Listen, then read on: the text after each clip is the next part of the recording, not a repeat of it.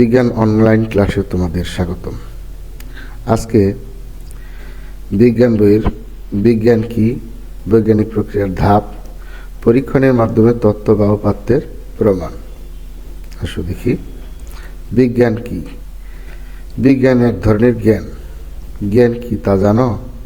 জ্ঞান হলো কোনো কিছু তথ্য সম্পর্কে জ্ঞান হলো কোনো কিছু সম্পর্কে তথ্য। তাহলে বিজ্ঞান কি সম্পর্কে তথ্য? তোমরা প্রাথমিক বিজ্ঞানে জীব, জড়, পানি, বায়ু, মাটি এসব সম্পর্কে জেনেছ। এসব প্রাকৃতিক পরিবেশের অংশ। আরও জেনেছ প্রাকৃতিক বিভিন্ন ঘটনা, যেমন কিভাবে বৃষ্টি হয়, কিভাবে একটি উদ্ভিদ খাদ্য তৈরি করে ইত্যাদি। সুতরাং বিজ্ঞান হলো প্রকৃতি ও প্রাকৃতিক ঘটনা সম্পর্কে জ্ঞান। তাহলে বিজ্ঞান হলো প্রকৃতি ও প্রাকৃতিক ঘটনা সম্পর্কে জ্ঞান। তবে প্রকৃতি সম্পর্কে যে কোনো তত্ত্বই কিন্তু বিজ্ঞান নয়। কেউ যদি কোনো প্রাকৃতিক ঘটনার মন গড়া ব্যাখ্যা দেয়, তা কিন্তু বিজ্ঞান হবে না। বিজ্ঞানের জ্ঞান হতে হলে তাকে হয় তা পরীক্ষা বা পর্যবেক্ষণ করে পেতে হবে, অথবা পরীক্ষা বা পর্যবেক্ষণ থেকে পাওয়া তথ্য দ্বারা সমর্থিত হতে হবে। তার মানে পরীক্ষা লব্ধ হতে হবে অথবা পরীক্ষা লব্ধ তথ্য দ্বারা সমর্থিত হতে হবে। বৃষ্টি কিভাবে হয় তা নিয়ে হয়তো তোমরা গল্পাকারে অনেক ব্যাখ্যা শুনেছ, কিন্তু এ ধরনের ব্যাখ্যা কি বিজ্ঞান? না, এ ধরনের ব্যাখ্যা কিন্তু বিজ্ঞান নয়। কারণ এসব ব্যাখ্যা পরীক্ষা থেকে পাওয়া নয় বা কোনো পরীক্ষা এদেরকে সমর্থন করে না। এই জ্ঞান কিভাবে আমরা অর্জন করি? পরীক্ষা নিরীক্ষা, পর্যবেক্ষণ ও যুক্তিযুক্ত চিন্তার মাধ্যমে আমরা বিজ্ঞানের জ্ঞান অর্জন করি। এগুলো বিজ্ঞানের প্রক্রিয়া। জ্ঞান যেমন বিজ্ঞান, আর জ্ঞান অর্জনের প্রক্রিয়াও হলো বিজ্ঞান। বিজ্ঞানের জ্ঞান অর্জনের জন্য যেমন বৈজ্ঞানিক প্রক্রিয়া দরকার, তেমনি দরকার একটি বিজ্ঞানসম্মত দৃষ্টিভঙ্গি বা মনোভাব। এগুলো হলো যুক্তিযুক্তভাবে চিন্তা করা, অপরের মতামতের মূল্য দেওয়া এবং নিজের ভুল স্বীকার করা। একে বিজ্ঞান মনস্ক বলে। অর্থাৎ নিজের ভুল ধারণা থাকলে বিজ্ঞান মনস্ক দিয়ে অন্যের যুক্তিকে মূল্যায়ন করতে হবে এবং নিজের ভুলকে তা স্বীকার করতে হবে। মোট কথা, দৃষ্টিভঙ্গি বৈজ্ঞানিক হতে হবে। বিজ্ঞানকে তাহলে কি বলা যায়? বিজ্ঞান হলো প্রকৃতি ও প্রাকৃতিক ঘটনা সম্পর্কে জ্ঞান, যা পর্যবেক্ষণ ও পরীক্ষা থেকে পাওয়া বা পরীক্ষা নিরীক্ষা দ্বারা সমর্থিত একটি বিজ্ঞানসম্মত দৃষ্টিভঙ্গি। বিজ্ঞানসম্মত দৃষ্টিভঙ্গি না থাকলে কিন্তু বিজ্ঞান বা জ্ঞান অর্জন করা যায় না বা বিজ্ঞান চর্চা করা যায় না।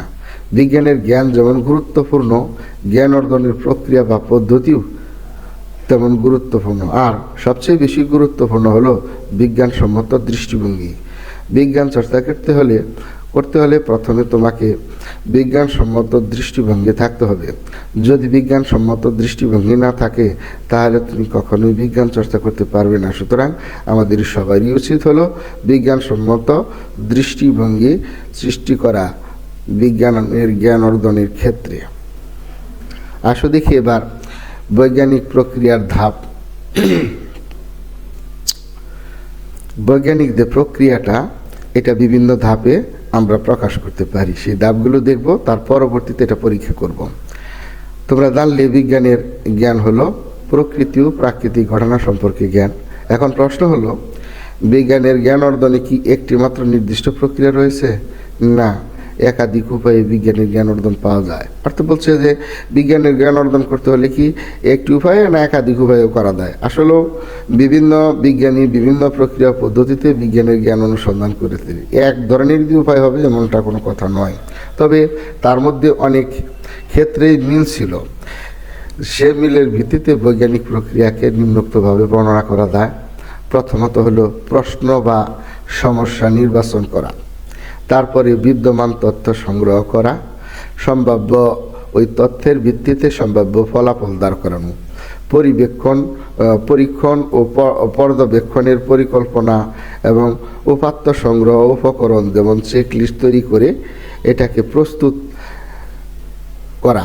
পর্যবেক্ষণ, উপাত্ত সংগ্রহ, প্রাপ্ত উপাত্ত বিশ্লেষণ, অর্থাৎ ওই বৈজ্ঞানিক গবেষণার জন্য আমরা যে উপাত্তগুলো সংগ্রহ করব সেগুলো বিশ্লেষণ করে সম্ভাব্য ফলাফল তৈরি করে সর্বশেষ পর্যায়ে আমরা উক্ত ফলাফল প্রকাশ করব। এইভাবেই বৈজ্ঞানিক ধাপগুলো সম্পন্ন হয়। আমরা পরবর্তীতে এইগুলো একটি পরীক্ষণের মাধ্যমে বুঝে নিচ্ছি। আসো দেখি। পরীক্ষণ বিজ্ঞানের নতুন জ্ঞান পাওয়ার একটু গুরুত্বপূর্ণ পদ্ধতি। এই পদ্ধতিতে কোনো বৈজ্ঞানিক প্রশ্নের উত্তর খোঁজার জন্য প্রথমে জানা বা বিদ্যমান তথ্যের আলোকে একটি আনুমানিক সিদ্ধান্ত গ্রহণ করেন। আনুমানিক সিদ্ধান্ত মানে অনুমান করে যে সিদ্ধান্তটা নেওয়া হয় সেটাই হলো আনুমানিক সিদ্ধান্ত।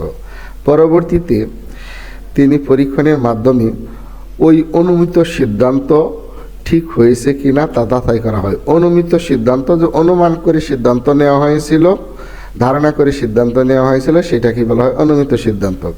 পরীক্ষণের উপাত্ত বিশ্লেষণ করে যদি দেখা যায় অনুমিত সিদ্ধান্ত ঠিক ছিল না, তাহলে তিনি নতুন করে অনুমিত সিদ্ধান্ত গ্রহণ করবেন, অর্থাৎ অন্যভাবে চিন্তা ভাবনা করে সিদ্ধান্ত গ্রহণ করবেন।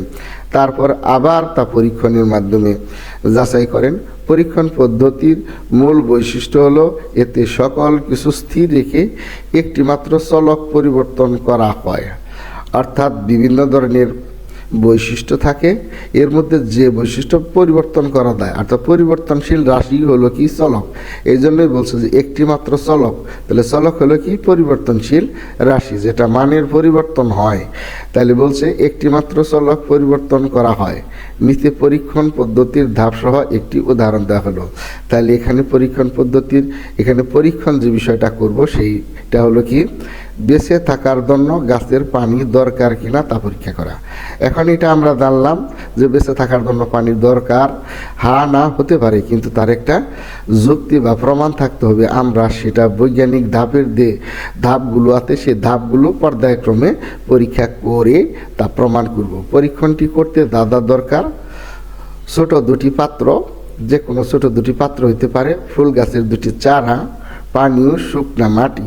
পাত্র এর মধ্যে আমরা মাটি রাখবো, সেখানে ফুল গাছগুলো লাগিয়ে দিব, একটাকে পানি দিয়ে রাখবো আর একটা পানি ছাড়া রাখবো। আসলে দেখি কী করা যায় পরবর্তীতে। পদ্ধতি সমস্যা নির্ধারণ। পরীক্ষণ পদ্ধতি প্রথম ধাপে তোমরা সমস্যা স্থির করলে ফুল গাছের চারা তুলে এনে লাগালে মারা যাচ্ছে কেন। তোমরা হয়তো ভালো করে খেয়াল করে দেখবা, কোথাও থেকে যদি কোনো একটি গাছের চারা আনা হয়, তাহলে আয়না লাগাই দিলে দেখা যাবে যে ওখানে ওই তোমার কি হবে, ওই চারাটা হয়তো বেশিরভাগ ক্ষেত্রে মারাই যায়। তার কারণ হলো জানা তথ্য সংগ্রহ।